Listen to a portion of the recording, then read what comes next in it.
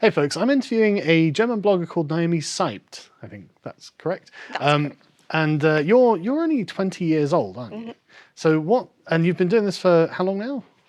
Well, I started getting into politics when I was 15, so in 2015, but I only really started in the YouTube sphere in 2019, so 1 year ago. Right, okay, and you've already got 95,000 subscribers? Yeah, something like that. Right, so you're doing really well. So what do you normally talk about? So it started with just, in general, politics, political philosophy. I've been interested in political philosophy for a couple of years, and I was heavily influenced by you, actually, and by Stefan Molyneux and Jordan Peterson. And I consider myself a libertarian now.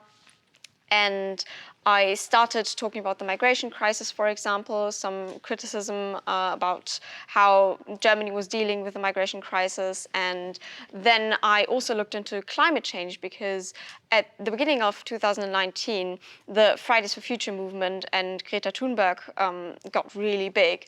And so I was wondering, is this really what they are pretending it is? Is it really such a big deal? Is it a catastrophe? And I must admit, I always used to be a climate alarmist, as I would say. And so I only really started looking into climate change in 2019. And I thought that climate change basically is the last topic. It's basically like flat Earth. So it's ridiculous. It must be a conspiracy theory that climate change is not real. And still to this day, I really hate it when people ask me, do you believe in climate change? Because obviously, yes, I do believe in climate change. The climate has been changing for billions of years. Yeah. That is not the question that we need to ask. The question that we need to ask is climate change anthropogenic, and is it caused by specifically human man-made CO2 emissions? And that question has not been answered to a degree that is satisfactory in my estimation scientifically.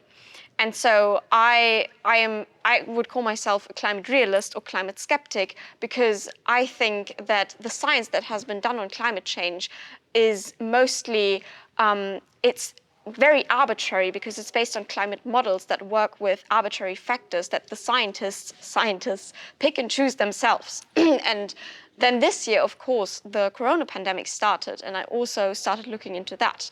In middle school, I was always very interested in science in general, and I participated in many science competitions in Germany. And so I looked into this pandemic as well, and how it started in Germany, how the PCR test was developed, for example, and how it works. And yeah, now I'm a corona skeptic as well. And it's really annoying, because I keep thinking, maybe this time the mainstream media is not lying to us. Maybe this time I can just be a normal girl and wear my mask and be a responsible human being. And then I find out, wow, maybe this is something that I should look into as well, and maybe I should be a skeptic about this as well.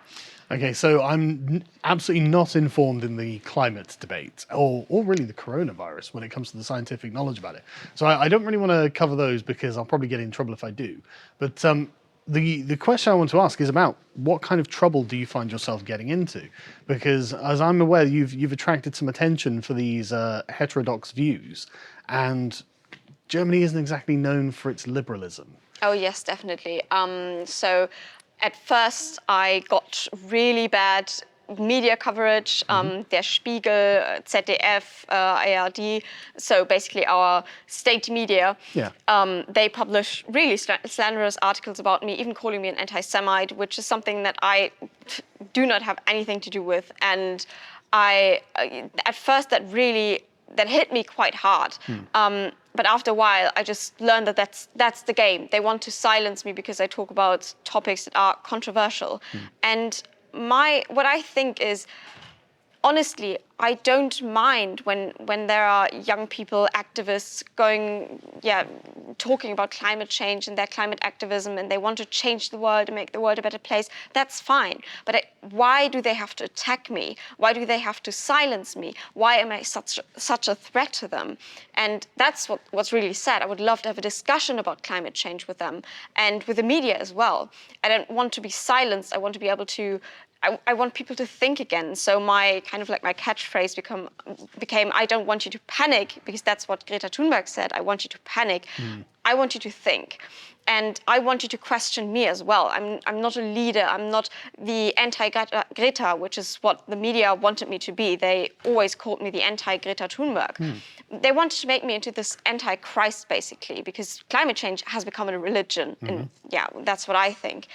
And then what also happened, first of all, my YouTube channel got shadow banned, which is something that you can't prove, of course, but the views went down rapidly within a couple of weeks, and then the subscribers stagnated as well, which is something I don't care about fame, so it doesn't matter that much to me, and I don't rely on YouTube for anything, and of course not for money, and I don't care about that anyway. And but what really saddens me is the fact that, for example, the state media authorities in Germany, they attacked my channel and they sent me a letter. They wanted to fine me for publishing climate change related videos. And they wanted me to take down 3 of my most influential videos. And so now, currently, I'm suing them. I'm involved in a whole court case against the state media authorities, because what they want to do is they want to silence me. And so I thought, I'm going to make this as public as possible. I'm going to talk about this in court, in the media, and I've got nothing to lose now, even if I have to take down the videos in the end, which I don't think I will. The world will get to know about how they want to shut me down, even though my views are just scientific skepticism. So this is an attack on free speech and on the freedom of science, which I think is really horrendous, and that shouldn't be happening in the 21st century. Well, it's staggering. I mean, and I don't want to have to bring up the fact that you're only 20 years old, but when you look at the scope of the forces that are opposing you, German government and the state media, to be slandering a young lady who has raised opinions that they don't agree with, it seems just extreme. I mean, why do they have to be so aggressive with someone who is not what I would call a threat? Yeah, I don't think I'm that scary. Like, you're not terrifying me. You can dress up as me on Halloween. Yeah. So tell me more about the court case then, 'cause I didn't know about that.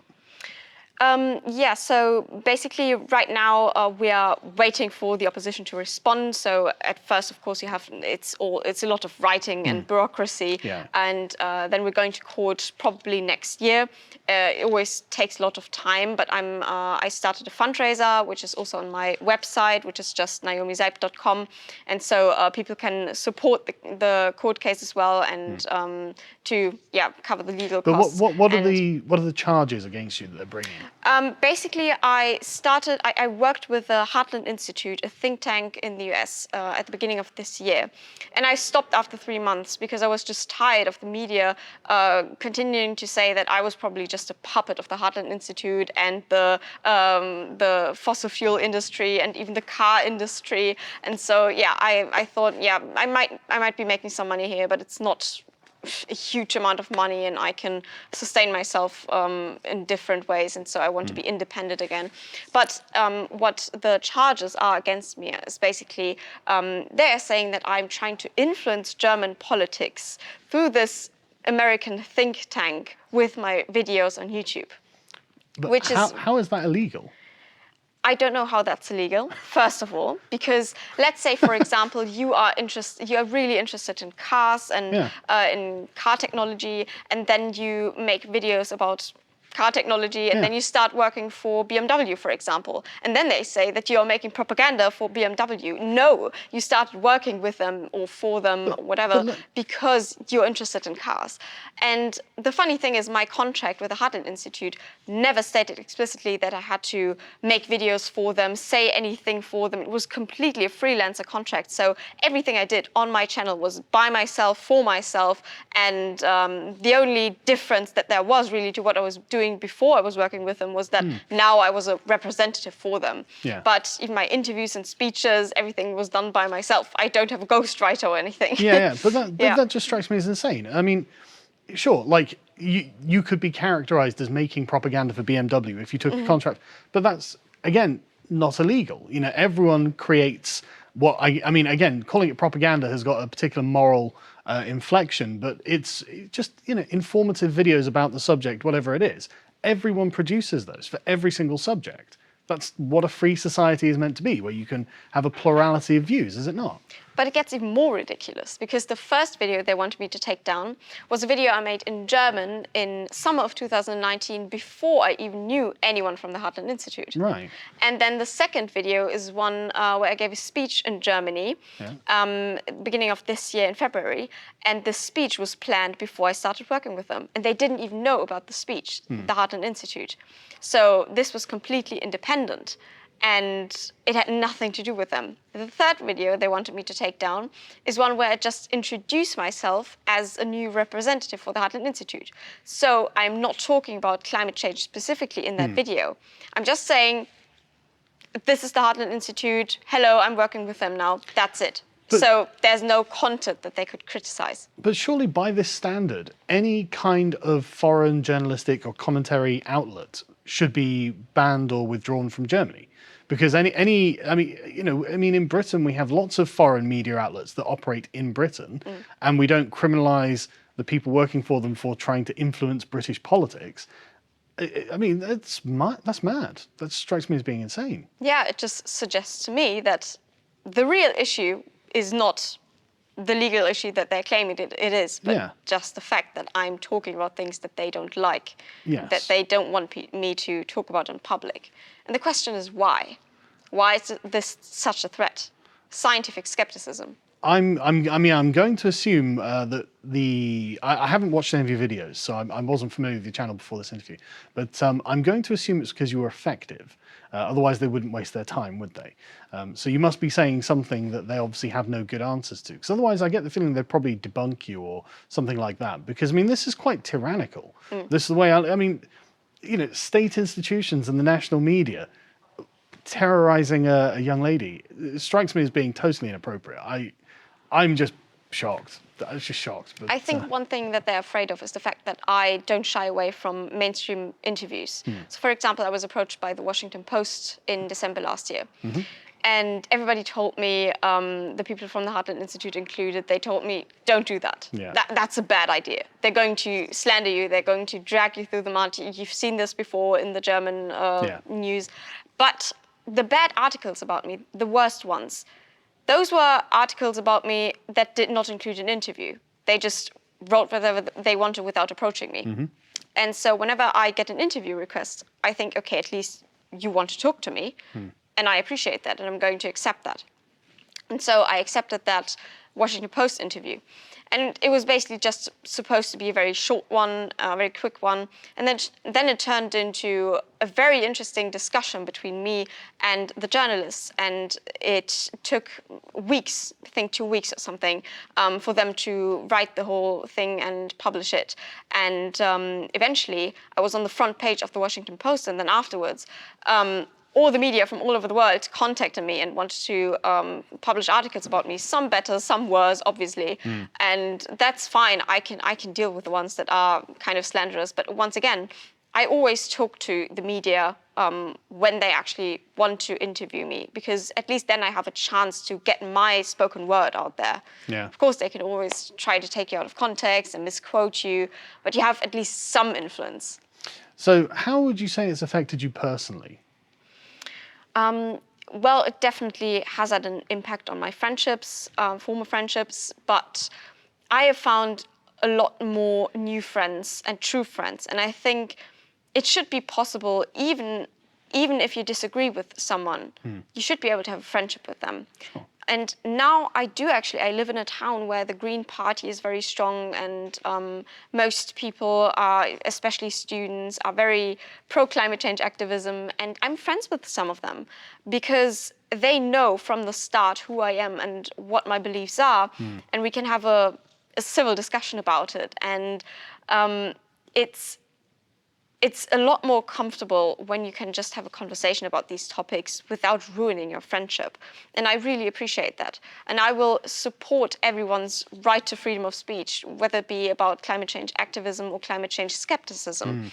And so, yes, it has a very positive impact on the way I interact with not just people who are on my side, if you will, but also with people who might disagree with me, but who get to know me as just a regular person at the gym, for example, and then I somehow get into a discussion about climate change, and then sometimes they ask questions, and they get interested in my views on the topic, even though they still subscribe to their main ideas. But we can still have a friendship, and so yeah, in my personal life, I still live a very normal life, I would say. Right. Maybe not in my head, because my life is basically doing research, and I'm really interested in that kind of stuff, and I read a lot and I watch videos about the topics, so I'm fascinated by everything related to science, but I still have normal friends. I find it really interesting that such an abstract topic such as climate change can end up ruining friendships, and I really wonder what's underlying that, because, I mean, you know, if we were to disagree, if John doing the cameras was to say, actually, I think the Earth might be round, I might be like, sorry, John, it's definitely flat. How could you say such a thing? It makes no difference to our everyday lives what these beliefs are. I mean, like with the climate change thing, for your day-to-day life, it makes absolutely no difference. So I find it really strange that, you know, that can ruin friendships, because as soon as the conversation's over, the topic goes away and you get on with whatever it is you were doing, and you're exactly the same as you were before. So I really wonder what's under. I mean, what do you think is driving people with that? It's because of the associations and connotations of terms like climate change denier. Climate change denial, that is definitely closely related to Holocaust denial. And Oh, is it? yeah, that's where the term comes from. Oh, I had no idea. That is definitely the idea behind it. Right, They okay. invented this term Stigmatise the to people. compare you to a Holocaust denier, Right. which I think is horrible, because it really downplays the severity of the Holocaust. Is that why they called you an anti-Semite, do you think? No, they that had a different reason. They found a live stream with me, and it was about an attack on a synagogue in Germany. And what I said was, and so they took this quote out of context. What I said was basically that I was annoyed by the fact that the media was only talking about the Jewish victims and not talking about the German victims in the attack at all. And of course, if there is an anti-Semitic attack, then it's fine. Of course, we have to say this to point out that this was an anti-Semitic attack. But when we talk about the individual victims, I think it's just virtue signaling if you only say the names of the Jewish victims and not the names of the German victims. And so that's what I was upset by. And that's why I said many of those politicians who are siding with the Jewish victims, they don't even actually care about them. And so if you want to pray for them, then do so in silence and do it for yourself, but not to show how virtuous you are. And I think that's really disgusting. And it really, I found it actually quite terrifying that we can distance ourselves so much from the victims that we only care about how we are perceived as people who report on it. And I prayed actually in silence myself when this attack happened, both for the German, the non-Jewish, and for the Jewish victims. I don't make a difference there. And so they took this out of context and put it on ZDF, the state media. And ever since then, The Guardian has been talking about me being an anti-Semite. And then also because I called Stefan Molyneux an influencer and an idol of mine, they say that I'm supporting white supremacists. Yeah. It's just, they associate all those topics, like migration crisis means racism. Just to be very quickly clear, Stefan Molyneux is not a white supremacist. Definitely Sorry, not. carry on. Yeah, they associate migration skepticism or criticism with racism. They associate climate change skepticism with you want to destroy the planet, you don't care about nature and about Earth. And it's a very extreme position they're taking, isn't it? You know, they're ascribing to you. It's a religion. Well, yeah, it seems that way, doesn't it? Because it's part. To demonize someone, you have to make sure that everything about them is considered a negative, and so they're taking that to the very furthest position, aren't they? And sometimes I wonder, are you even listening to yourself? Those people are saying we need to save the climate. What does that even mean? Climate is an abstract concept. Yeah. How are you going to save the climate? Yeah. Why don't you care about humans? Don't we want to save humans on this planet? We don't want to save the planet. We want to make this planet a great space for human beings and future generations. That's how it should be. But it's a horribly anti-humanistic ideology, this whole climate change activism. Strangely conservative as well, isn't it? Because I mean, I believe that climates change, obviously. You know, it's a giant system that's constantly changing. And I don't think it's actually, is it something we can reasonably do, is to never, you know, to make sure the climate doesn't change? Like, that's ridiculous and a very conservative position. You know, I think that the climate is bound to change. You know, whether we're influencing it or not, I don't think it's up to us, really. Yeah, there's no solid evidence for a causal relationship between CO2 emissions and rising temperatures or climate change. Well, it's a good thing my channel's already demonetized, really, because that would have done it. But there are only two separate things that the media reports on. Right. You should have a look at the reports that you see about climate change. There's only either CO2 emissions are rising dramatically, or you see something like climate catastrophe here, climate catastrophe there, wildfires, the temperatures are rising, but never the two together. So you're only supposed to draw an association between the two, but they never talk about the causal relationship anymore, because they say it's already given, it's already established science that there is a causal relationship, but where is the proof? yeah, I mean, I remember hearing a thing about hurricanes. There was, you know, media were complaining about the number of hurricanes, but if you look at the data, it's actually no more hurricanes than usual. So, Of course, because they only pick and choose the events that sound dramatic, and Yeah. then if you only read the news about climate catastrophes, of course you're going to think that, wow, we get so many more climate catastrophes that must be related to something that we are doing. yeah. So what do you think is next for you? Since you're right at the beginning of your career, what are you going to do next?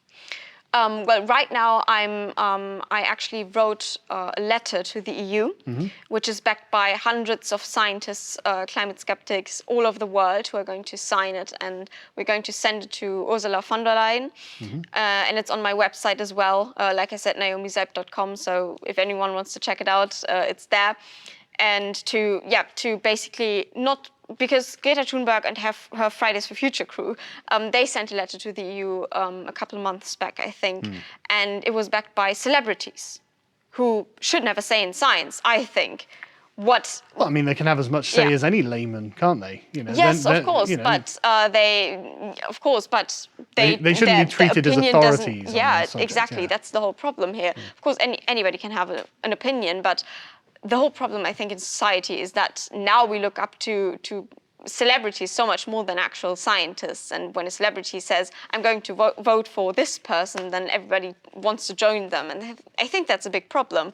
People don't want to do their research anymore, and they rely on authorities that are not even good authorities, that are not even real experts.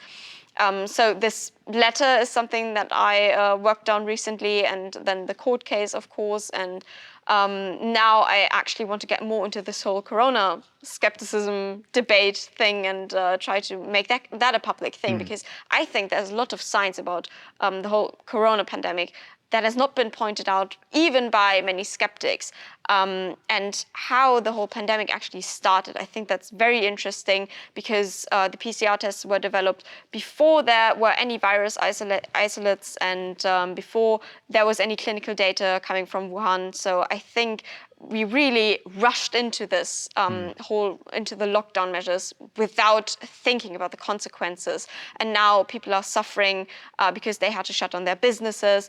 The suicide rates have been going up rapidly all over the world. And then, of course, there were many patients who did not have COVID-19, cancer patients, for example, who were not treated adequately. And so when you see all the death tolls and how we had excess mortalities in some countries, actually in some countries we did not have an excess mortality. In Germany, we had a negative excess mortality, so nothing at all, as well as in Portugal, actually. And how do we know, once again, there's no definite causal relationship between COVID-19 and those death rates? Maybe that's because of the lockdown. It's basically like saying, and they don't differentiate between people who died from COVID-19 and people who died with COVID-19. Yeah. So basically, you could do the same thing with masks and say there's a person who died and they were wearing a mask all the time. Maybe they died because of the mask. Yeah, in the United Kingdom, the way that they were recording the figures is anyone who died within 28 days of a positive test, which is not to say the same thing as they died from COVID-19. So Yeah. we know the numbers have been inflated, and recently the NHS numbers were actually revised down, where 5,000 deaths were just taken off the books because they were clearly not correct. Yes. And so this way finds us. But so what are you doing in the German Parliament with me today? Yeah, today I'm going to give a speech before you, and yeah, it's going to be about the Corona fairy tale. So at first, I want to talk about climate change and about how the media wanted to silence me and my experience with the media, because this conference that we're at today is about is for the free alternative media in Germany. But I think that this corona pandemic really has raised so many questions, and it's important that we take it apart now and spread some awareness about some simple scientific principles, because I think this is really underrated, how much of an impact that could have if we put out the truth or just ask me some questions. I'm not saying that I am I'm the truth holder and I know everything. Yeah. Definitely not. I'm not a scientist. I worked with a lot of scientists on this topic and doctors from all over the world. But I don't, like I said, I don't want people to panic, and I don't want them to follow me unconditionally. I want them to think for themselves. And so what I want to do is to ask questions. Okay, well, look forward to your speech, and thank you very much for joining me. Thank you so much.